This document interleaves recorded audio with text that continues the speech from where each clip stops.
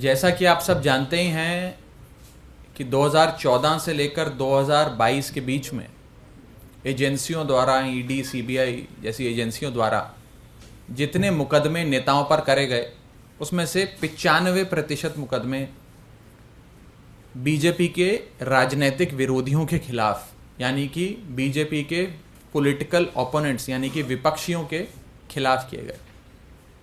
आप सब ये बात जानते हैं कि 2014 से लेकर 2022 के बीच में बताया जाता है कि 125 बड़े नेताओं पर मुकदमे हुए।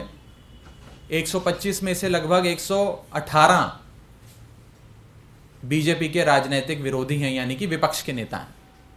ये तो जग जाहिर है, आप सबने देखा, समझा, कई अखबारों में भी पढ़ा। और बड़े बड़े नेताओं पर मुकदमे किए। मनीष सिसोदिया से लेकर संजय राउत तक, राहुल गांधी से लेकर सोनिया गांधी तक, पी चिदम्बरम से लेकर फारूक अब्दुल्ला तक, अनिल देशमुख से लेकर नवाब मलिक तक, सारे जो बड़े शीर्ष नेता हैं अपनी अपनी पार्टियों के, उन पर मुकदमे दर्ज करे गए और केसेस को पकाया गया। पकाया इस तरह गया कि जब मौका मिलेगा, चुनाव नज़दीक आएगा, राजनीतिक परिस्थितियां बदलती नजर आएंगी, तो समन भेजकर उनको बुला लेंगे, एजेंसियों के चक्कर कटवाएंगे और फिर भी वो नेता नहीं माना तो उसे पकड़ के जेल में डाल देंगे। ये चलता आ रहा है।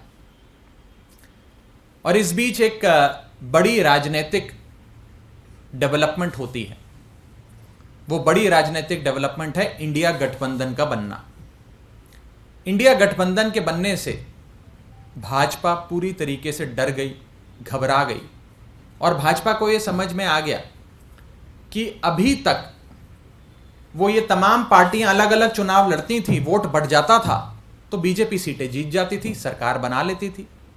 लेकिन इंडिया गठबंधन बनने के बाद सारे एकजुट होकर अगर चुनाव लड़ते हैं, भाजपा के एक प्रत्याशी के खिलाफ इंडिया गठबंधन का एक प्रत्याशी चुनाव लड़ता है तो भाजपा की सीटें कम होती हैं और भाजपा हार के नजदीक आ जाती है और लगभग हारती हुई नजर आती है।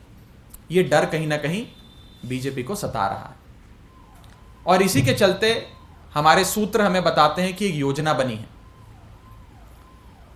इन पुख्ता सूत्रों का कहना है ये योजना है कि जो टॉप लीडरशिप है इंडिया गठबंधन के पॉलिटिकल पार्टीज की, जो मेन नेता हैं इंडिया गठबंधन के, उन्हें पकड़ के जेल में डाल दो। जब टॉप नेता जेल में डाल दिया जाएगा तो वो चुनाव कैसे लड़ेगा? वो तो कोर्ट, कचहरी, वकील, एजेंसी, जेल के चक्कर काटता रह जाएगा। पार्टी कैसे चलेगी? तो यानी कि अगर इंडिया गठबंधन के एक एक नेता को, जो शीर्ष नेता है, टॉप लीडरशिप है पार्टी की, या पार्टी का मेन मुखिया है, मेन अध्यक्ष है, अगर उसे ही पकड़ के जेल में डाल दोगे तो रेस में तो अकेले भाजपा दौड़ेगी और अकेले ही जीत जाएगी। जब रेस में कोई दौड़ेगा ही नहीं उनके साथ तो अकेले ही दौड़ेगी और अकेले ही जीत जाएगी।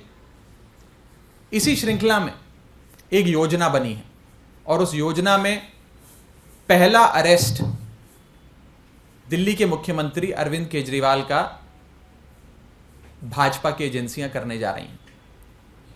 दिल्ली में 7 लोकसभा की सीटें हैं। इंडिया गठबंधन अगर एकजुट होकर लड़ता है तो 7 की 7 सीटें बीजेपी हार रही है। आप भी जानते हैं, हम भी जानते हैं।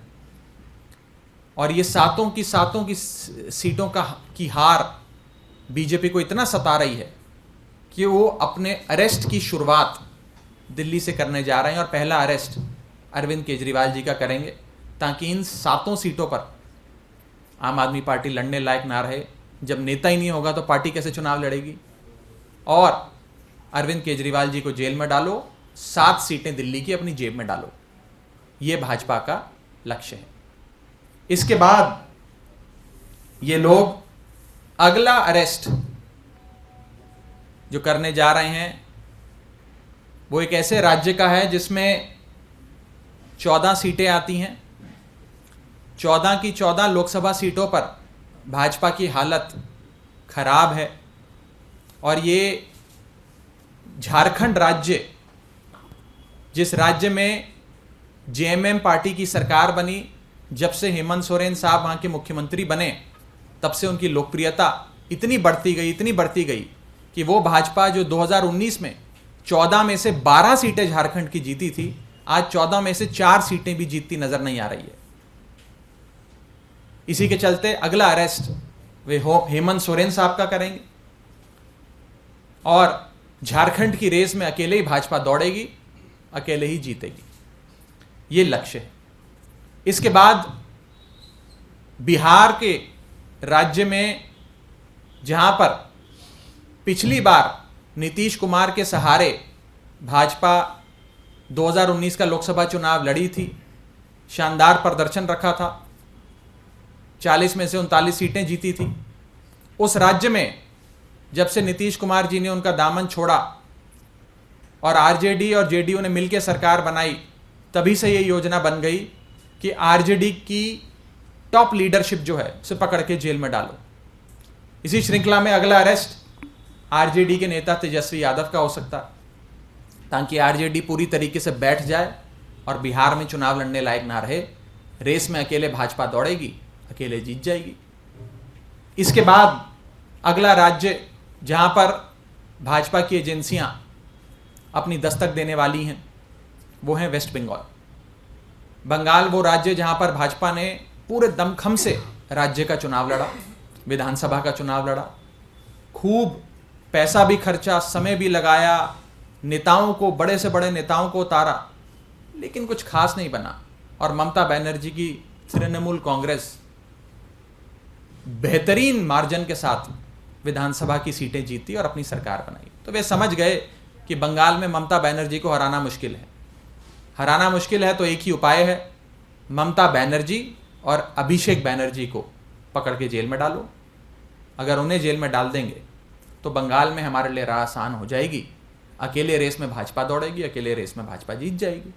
तो अगला जो इनका दस्तक होगी झारखंड और बिहार के बाद, वो बंगाल के राज्य में होगी, जहां 42 लोकसभा सीटें आती हैं, बड़ा राज्य है। इसके बाद दस्तक दी जाएगी केरला में, जहां पर विजयन साहब मुख्यमंत्री हैं। जब से सीपीएम की वहां सरकार बनी, पिनराई विजयन साहब मुख्यमंत्री बने, तब से उनकी लोकप्रियता बढ़ती जा रही है। और आलम कुछ इस कदर है कि केरल में 20 लोकसभा सीटें आती हैं, 20 में से एक भी सीट भाजपा की नहीं है। भाजपा अपना खाता खोलना चाहती है केरल में। खाता खोलने के लिए विजयन साहब को हराना और सीपीएम को केरल में हराना असंभव है, बहुत मुश्किल है, बहुत कठिन है। आसान बस इतना है कि केरल के मुख्यमंत्री पिनराई विजयन को पकड़ के जेल में डालो। वो जेल जाएंगे तो पार्टी चुनाव नहीं लड़ पाएगी, पार्टी चुनाव नहीं लड़ पाएगी तो भाजपा की जीत निश्चित है। ये 4-5 मुख्य अरेस्ट करने के बाद अगली दस्तक जो भाजपा की एजेंसियां देंगी वो तमिलनाडु में। तमिलनाडु फिर एक ऐसा राज्य जहां पर लोकसभा की 39 यानी कि 39 सीटें आती हैं, बड़ा राज्य है। और इन 39 सीटों में से एक भी सीट भाजपा की नहीं है। तमिलनाडु में एक बड़ा राजनीतिक दल जो बीजेपी के साथ अलायंस में था, बीजेपी के साथ गठबंधन में था, AIADMK, वो भी बीजेपी का साथ छोड़ के चला गया। तमिलनाडु में भाजपा की हालत पतली है। तो तमिलनाडु में एंट्री करने के लिए, कुछ सीटें तमिलनाडु से लोकसभा की बटोरने के लिए, अपना खाता खोलने के लिए सबसे आसान काम है कि MK स्टैलिन जो वहाँ के सबसे लोकप्रिय नेता हैं, मुख्यमंत्री हैं, उनके करीबियों को पकड़ के जेल में डालो। और आप देख ही रहे हैं कि कैसे उनके एक मंत्री सेंथिल को इन्फोर्समेंट डायरेक्टरेट ने पकड़ के जेल में डाल दिया, और नेताओं को अब बहुत जल्द पकड़ा जाएगा। और MK स्टैलिन को, उनकी पार्टी को कमज़ोर करो ताकि वो तमिलनाडु में इलेक्शन लड़ने के काबिल ना बचे। उसके बाद अगली दस्तक तेलंगाना में दी जाएगी, जहाँ पे फिर आने वाले राज्य का चुनाव और आने वाला राष्ट्रीय चुनाव दोनों भाजपा बुरी तरीके से हार रही है, और वहाँ पर BRS पार्टी बहुत मजबूत है। तो BRS पार्टी को दौड़ से हटाने के लिए BRS के शीर्ष नेतृत्व KCR और उनकी बेटा और बेटी को अरेस्ट करने की तैयारियां चल रही हैं। इसी श्रृंखला में आखिरी दस्तक जो दी जाएगी वो महाराष्ट्र में दी जाएगी। महाराष्ट्र वो राज्य जहां पर भाजपा ने शिवसेना के साथ मिलकर और शिवसेना के भरोसे 2019 में बहुत शानदार प्रदर्शन किया, बड़ी सीटें बटोरी, लेकिन जब से शिवसेना ने भाजपा का दामन छोड़ा, अपने रास्ते गई, तब से भाजपा वहां कमजोर हो गई। और आज जो बैकडोर से महाराष्ट्र में सरकार बनाई है, उसके चलते लोगों का प्यार, आशीर्वाद और सहानुभूति सब उद्धव ठाकरे के साथ और उनकी पार्टी और उनके गठबंधन के साथ है। तो अंत में आखिरी शिकार भाजपा का होगा महाराष्ट्र में, जिसमें उद्धव ठाकरे साहब को कमज़ोर करने के लिए, शरद पवार साहब को कमज़ोर करने के लिए उनके पार्टी के जो मेन नेता हैं उन्हें पकड़ के जेल में डाला जाएगा। अल्टीमेट गोल, जो सबसे बड़ा उद्देश्य भाजपा का है, वो ये है कि एक ही पार्टी इस देश में बचे और एक ही नेता इस देश में बचे, बाकी सारी पार्टियां समाप्त हो जाएं, कोई पार्टी कोई भी राज्य में चुनाव लड़ने लायक ना रहे, ताकि ना रहेंगी विरोधी पार्टियां, ना लड़ पाएंगे विरोधी पार्टी के नेता चुनाव, ना रहेगी बांस, ना बजेगी बांसुरी। ये हमारे सोर्सेज पुख्ता तौर पे हमें बता रहे हैं कि आने वाले समय में ये सारी चीज़ें इसी श्रृंखला में, जिस ऑर्डर में मैंने आपको बताया है, ये सारी चीज़ें होने जा रही हैं। ये बेहद खतरनाक है, देश के लोकतंत्र के लिए खतरनाक है। अगर देश में पार्टियां ही नहीं बचेंगी, नेता जेल में डाल दिए जाएंगे, नेता ही नहीं बचेंगे, फ्री एंड फेयर इलेक्शंस ही नहीं होगा, लोकतंत्र ही नहीं बचेगा, तो हमारे देश की जो नींव है वो हिल जाएगी। हमारे देश की इमारत जिस नींव पे खड़ी है वो नींव नहीं बच पाएगी। एक बहुत खतरनाक खेल देश के लोकतंत्र के साथ खेला जा रहा है। इसकी चिंता आपको भी है, हमको भी है और 135 करोड़ भारतीयों को है।